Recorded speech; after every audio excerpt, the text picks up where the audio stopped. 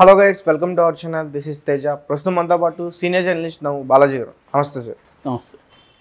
So Narsapur నియోజకవర్గం ఈసారి ఎంపీగా ప్రభాస్ గారి పెద్దమ్మ ఆమె శ్యామలాదేవి వైఎస్ఆర్సీపీ పార్టీ నుంచి ఎంపీగా పోటీ చేసే అవకాశం ఉందంటూ ఒక వార్త అయితే వచ్చింది. ఆవిడ కూడా ఒక మీడియాతో కూడా చెప్పడం జరిగింది. ప్రభాస్ మద్దతు కూడా నా వైపు ఉంటుందని కూడా చెప్పారు. సో అది ఎంతవరకు వాస్తవం నమ్మొచ్చు అంటారా? వైసీపీకి వేరే ఆల్టర్నేటివ్ లేదు అక్కడ. నిజానికి నర్సాపురంలో రఘురామకృష్ణరాజును ఓడించే క్యాండిడేట్ వైసీపీకి రెడీగా లేరు. సో ఎందుకంటే ఈసారి వాళ్ళు ఎట్టి పరిస్థితుల్లో రఘురామకృష్ణరాజుని పార్లమెంటుకు పంపించకూడదు అనేది వైసీపీకి ఉండే లక్ష్యాలలో ఒకటి. ఎందుకంటే ఆయన గతంలో ఆయన్ని సీట్ ఇచ్చి ఎంత పొరపాటు చేశామని దాదాపు రోజు జగన్ చింతించే పరిస్థితి ఉంది. అలా చేశాడు రఘురామకృష్ణరాజు. ఆయన రోజు పంచాయతీ, రోజు వీడియోలు పెట్టడమే ఆయన పని. ఇంకా అసలు ఆయన నియోజకవర్గానికి కూడా ఇప్పటివరకు వెళ్ళాల. మొన్న సంక్రాంతి ఫిల్మ్ ఫెస్టివల్కి వెళ్ళాడు.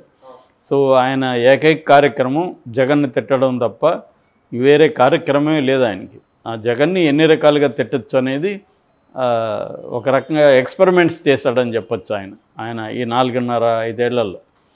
సో ఇప్పుడు మొన్న కూడా ఆయన రావడానికి భయపడి కోర్టు ద్వారా సెక్యూరిటీ తీసుకొని అరెస్ట్ చేయొద్దని చెప్పమని ప్రభుత్వానికి అలా చెప్పుకొని రావాల్సి వచ్చిన పరిస్థితి ఉంది.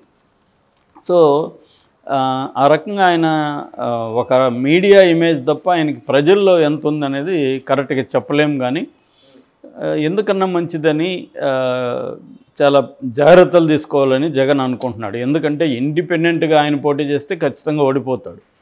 ఎవరు? రఘురామకృష్ణరాజు. కానీ తెలుగుదేశం నుంచి కానీ పోటీ చేస్తే తెలుగుదేశం శ్రేణులంతా బలంగా ఉంటుంది. రెండోది ఇటు జనసేనకు కూడా అక్కడ బలం ఉంటుంది కాబట్టి నరసాపురంలో. సో ఆయన గెలుపు ఈజీ అవ్వచ్చు అనేది అంచనా అనమాట. ఆయన కూడా అందుకనే ప్లాన్ చేసుకుంటున్నాడు. నిజానికి ఆయనకి ఇస్తారా లేదనేది ఇంకా కన్ఫర్మ్ కాలేదు. కానీ ఆయన పార్టీకి ఆయనే డిక్లేర్ చేసుకున్నారు, నేను తెలుగుదేశం నుంచి చేస్తానని. మొన్న కూడా ఆయన వచ్చినప్పుడు ఆయన్ని కలవడానికి వచ్చిన వాళ్ళు తెలుగుదేశం వాళ్ళు ఎక్కువ ఉన్నారు, ప్లస్ జనసేన వాళ్ళు ఎక్కువ ఉన్నారు అనమాట. ఇరువైపులా ఉన్నారు. కాబట్టి ఆయన ధీమాగా ఉన్నాడు, నాకు తెలుగుదేశం నుంచి టికెట్ వస్తుంది, నాకు జనసేన నుంచి మద్దతు ఉంటుంది అనేది. ఒకవేళ అట్లా తెలుగుదేశం నుంచి ఇవ్వడం కుదరకపోతే ఆ స్థానాన్ని జనసేనకు కేటాయించి జనసేన నుంచి ఈయన్ని రికమెండ్ చేసే పరిస్థితి ఉంది. అంటే చాలా చోట్ల చంద్రబాబే సూచిస్తున్నాడు ఎవరికి, పవన్ కళ్యాణ్కి, ఇక్కడ ఈ క్యాండిడేట్లు నిలబెట్టండి, ఇక్కడ తను నిలబెట్టండి అని. సో అది పవన్ కళ్యాణ్ కూడా ఆమోదించాల్సిన పరిస్థితి. ఎందుకంటే ఆయనకి అంతకంటే బలమైన క్యాండిడేట్ లేవు. చంద్రబాబుని సజెస్ట్ చేసిన వాళ్ళు చెప్తే వాళ్ళని గెలిపించే బాధ్యత కూడా చంద్రబాబు తీసుకుంటాడు. కాబట్టి గతంలో అదే నియోజకవర్గం నుంచి నాగబాబు గారు పోటీ చేసినట్టున్నారు, పోటీ చేసి ఓడిపోయారు. అంటే యాక్చువల్గా ఏంటంటే ఇది ఒక రకంగా క్షత్రియ కమ్యూనిటీ కంచుకోట అని చెప్పచ్చు. 2009 నుంచి కూడా క్షత్రియ సామాజిక వర్గం వాళ్ళే గెలుస్తున్నారు. అంతకుముందు 1999లో కృష్ణరాజు గారు ఇక్కడ నుంచే బీజేపీ తరఫున గెలిచారు.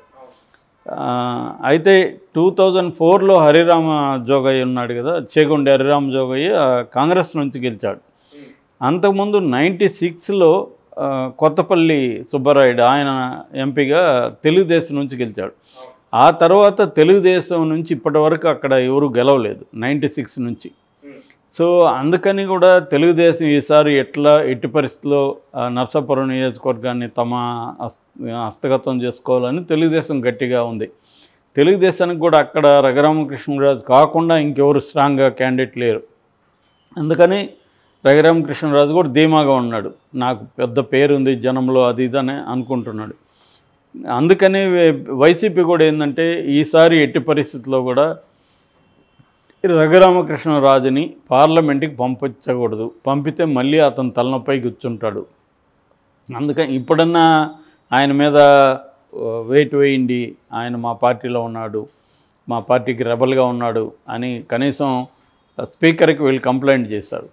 ఇప్పుడైతే అది కూడా ఇంక చేయరు. ఎందుకంటే తెలుగుదేశం నుంచి గెలిచాడనుకో వీళ్ళ వైపు ఏకమైకే కూర్చుంటాడు అన్న భయం అయితే ఉంది వైసీపీలో. ఎందుకంటే ఈ స్థాయిలో వైసీపీని అటాక్ చేసిన ఇంకొక వ్యక్తి లేరు, తెలుగుదేశంలో కూడా లేరు. ఈయన ఏంటంటే రోజు అదే పని, మీడియా కూడా, తెలుగుదేశం మీడియా కూడా ఆయనకి బ్రహ్మాండమైన ఫోకస్ చేసింది ఆయన. సో ఈ కాంటెక్స్ట్లో వాళ్ళు ఏం ఆలోచిస్తున్నారంటే, క్షత్రియ కమ్యూనిటీ 2009 నుంచి వస్తున్నారు కాబట్టి అక్కడ ఎవరు బలంగా ఉంటారు అనుకున్నప్పుడు వైసీపీ దృష్టిలో శ్యామలాదేవి కనిపించింది. శ్యామలాదేవి మనకు తెలుసు, ఆమె కృష్ణరాజు గారి సెకండ్ వైఫ్. ఆమెకి కృష్ణరాజుకి దాదాపు 27 ఏళ్ల వయసు తేడా ఉంది. అయినప్పటికి కూడా ఆమె తనకి 3 కూతుర్లు అయితే 4వ బిడ్డ లాగా చూసుకునింది. అది కృష్ణరాజు కూడా అనేకసార్లు చెప్పాడు. ఆమె కూడా నాకు 3 పిల్లల కృష్ణరాజు అన్నప్పుడు మీరు ఎవరికి ఇంపార్టెన్స్ ఇస్తారంటే కూడా కృష్ణరాజుకే అని చెప్పింది ఆమె. సో అలాగా ఆమె అతన్ని చూసుకునిందని చెప్తారు. ఆయన కూడా ఎక్కడికి పోయినా, షూటింగ్లకి పోయినా, ఎక్కడికి పోయినా ఆమెను వెంట పెట్టుకుని వెళ్ళేవాడు. ఆమె కూడా చక్కగా చదువుకున్నామే, చక్కగా మాట్లాడగలుగుతుంది, నాలెడ్జ్ ఉంది. సో ఆమె యాక్టివ్గా కూడా ఉంది. అరౌండ్ 50+ ఆమెకి పెద్ద ఏజ్ కూడా ఏం కాలేదు. కాబట్టి రెండోది ప్రభాస్కి ఆమె అంటే చాలా చాలా ఇష్టము. కన్నమ్మ అని పిలుస్తుంటాడు ఆమెను. కాబట్టి ఆమెగా నిలబడితే ప్రభాసే దాని బాధ్యత తీసుకుంటాడు, గెలిపించే బాధ్యత అనేది కూడా వైసీపీకి ఉన్న అభిప్రాయం అనమాట. అట్లాగా ఆ ఏరియాలో ప్రభాస్ ఫ్యాన్స్ కూడా విపరీతంగా ఉన్నారు, ముఖ్యంగా యూత్. వాళ్ళందరూ కూడా ఆమెను గెలిపించుకునే ఒక బాధ్యత తీసుకుంటారు అనేది వాళ్ళ ప్లాను. అందుకనే ఒక ప్రత్యేక దూతను ఆమె దగ్గర పంపించారని చెప్తున్నారు. ఆమెకి ఇప్పుడు ఏంటంటే, కృష్ణరాజు చనిపోయిన తర్వాత ఆమె జీవితం ఒక శూన్యం అన్న ఫీలింగ్ వచ్చింది. ఎందుకంటే 3 అమ్మాయిలు కూడా లైఫ్లో సెటిల్ అయిపోయారు. సో కాబట్టి తను కూడా రాజకీయాల్లో ఉంటే కృష్ణరాజు ఆశయాన్ని కూడా కొనసాగించవచ్చు. ఆయనకి రాజకీయాలు అంటే చాలా ఇష్టం ఉండేది. ఆ తర్వాత కూడా ప్రజారాజ్యంలో చేరాడు, కానీ మళ్ళీ గెలవలేకపోయాడు ఆయన. సో అందుకని ఆమె మొన్న మొగల్తూరులో ఈ మంత్ 20న కృష్ణరాజు జయంతి పురస్కరించుకొని అక్కడ ఒక మెడికల్ క్యాంప్ చేశారు. అప్పుడు ఆమెను విలేకరులు అడిగినప్పుడు మీరు రాజకీయాలకు వస్తారా అన్నప్పుడు డైరెక్ట్గా ఆమె చెప్పకుండా అందరూ చెప్పే సమాధానం చెప్పింది. ప్రజల అభిష్టం మేరకి, ప్రజల అభిష్టం ఎలా ఉంటే అలా చేస్తాను అని చెప్పింది. నిజంగా ఆమె రాకూడదు అనుకుంటే నేను రావట్లేదు అని చెప్పేసేది. ప్రజల అభిష్టం అంటే అర్థం ఏంటి? ప్రజలు కోరుకున్నారు కాబట్టి వచ్చాను, వచ్చే ఉద్దేశం ఉంది కాబట్టి ప్రజల మీద దోస్తారనమాట వీళ్ళు. నిజానికి ప్రజలందరూ వచ్చి ఎందుకు అడుగుతారు ఆమెకి? అదేంటంటే రాజకీయ నాయకులు వాడే భాష అదే. ప్రజలు ఏం అడిగితే, ఏం కోరుకుంటే అదే చేస్తాను, ఇతను ఏం కోరుకుంటే అదే చేస్తాడు, కానీ ప్రజల మీద తోస్తుంటారు. అలాగే ఏమి కూడా తెలివిగా ప్రజలు కోరుకుంటే చేస్తాను, ఏదేమైనా కృష్ణరాజు గారి ఆశయాలు నేను కంటిన్యూ చేస్తానని కూడా చెప్పింది. సో క్లియర్గా ఆమె రాజకీయాల్లో అడుగుపెట్టే అవకాశం ఉంది, అక్కడే పోటీ చేసే అవకాశం ఉంది. చేస్తే మాత్రం రఘురామకృష్ణరాజుకి ఇబ్బంది అని చెప్తున్నారు. ఆయన మొన్న కూడా ఛాలెంజ్ చేశాడు, నేనైతే ఇక్కడ నిలబడుతున్నాను, మీరు నన్ను ఓడించే క్యాండిడేట్ని వెతుక్కోండిరా అన్నట్టుగా ఆయన వైసీపీకి ఛాలెంజ్ విసిరాడు.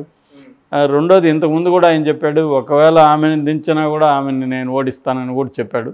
ఏదేమైనా రఘురామకృష్ణరాజు కూడా కొంత సెన్సిటివ్ ఇష్యూ అవుతుంది. ఎందుకంటే ఈమెని అతను తనదైన పద్ధతిలో బూతులు తిట్టి అలా మాట్లాడలేడు కదా. ఎందుకంటే ఆమెకి పక్కన ప్రభాస్ ఉంటాడు, ప్రభాస్కి స్ట్రాంగ్ ఫ్యాన్ బేస్ ఉంటుంది. వాళ్ళందరూ మళ్ళీ అక్కడ ఆల్రెడీ వైసీపీ యాంటీగా ఉంటుంది ఈయనకి. అక్కడ ఏమన్నా తేడా వస్తే ఆయన్ని ఊర్లు కూడా తిరగనీరు. అక్కడ ఆయన పెద్ద ఎత్తున సెక్యూరిటీ పెట్టుకొని తిరగాల్సింది, ప్రజల్లోకి కూడా రానివ్వరు. అందుకని ఆయనకు కూడా గట్టిగా మాట్లాడే ఒక పరిస్థితి ఉండదన్నమాట.